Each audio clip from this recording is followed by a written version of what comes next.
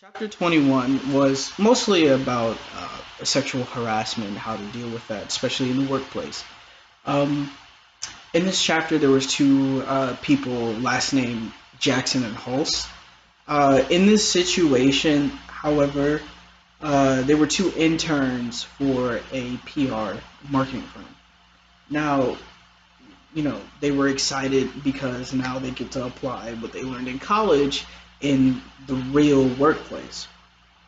Now, in the midst of that excitement, they experience some sexual harassment under the thought process that this is what's gonna happen in the workplace. Like when they start actually working, they thought that their coworkers who are their superiors would, uh, they know more. So they thought that this uncomfortable feeling that they're feeling would just pass. It started with just small remarks from not only the coworkers but the supervisor himself, uh, and then it kind of escalated to they were assigned to a task to basically for the football team of their college to make them look good. That was their task, and in doing so, uh, this is for Jackson specifically. The football team kind of made like one of them actually giving her a dick pic. Uh, and then on Hulse's side, uh, she's an excellent photographer. However, they decided to ask her to model instead of taking the photos herself, um, which was kind of a red flag for her. So these two women have red flags of their own, but that was like the big build up moment, those two moments that I explained. Um, and after communicating with the supervisor who did absolutely nothing, they decided, all right, just go to the school. So they spoke to their advisor who immediately just told Jackson to pull out because, and even though Hulse was not getting internship credit, she advised her to pull out as well and go talk to the dean and the staff in the dean's office.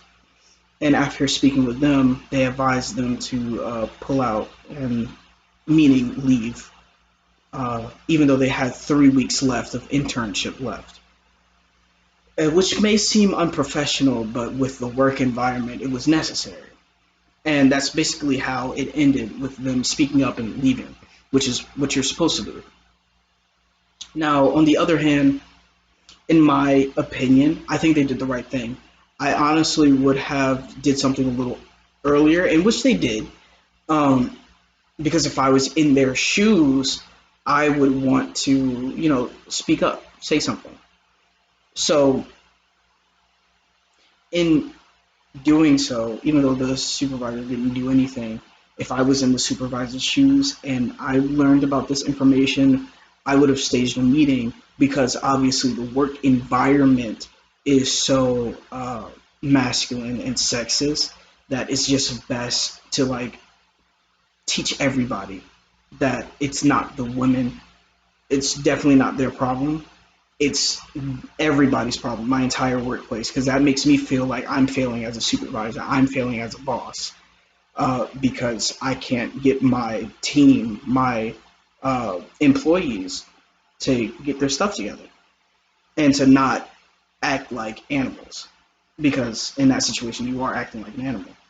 Um, but if I was the supervisor, I would have done that. But if I was in her shoes, I would have did exactly what she did. I'm talking about Jackson by going to her advisor and then going to the dean. Because it seemed like to me Hulse was on the right path, but it seemed like she didn't really know what to do and was kind of just following Jackson's lead, which is still good because if you don't know what to do and your friend knows what to do, definitely go with them. But uh, like I mentioned, I think they did the exact 1 point right thing to do. and I really hope that they still get credit for that because that was a lot for them to go through. Um, but yeah,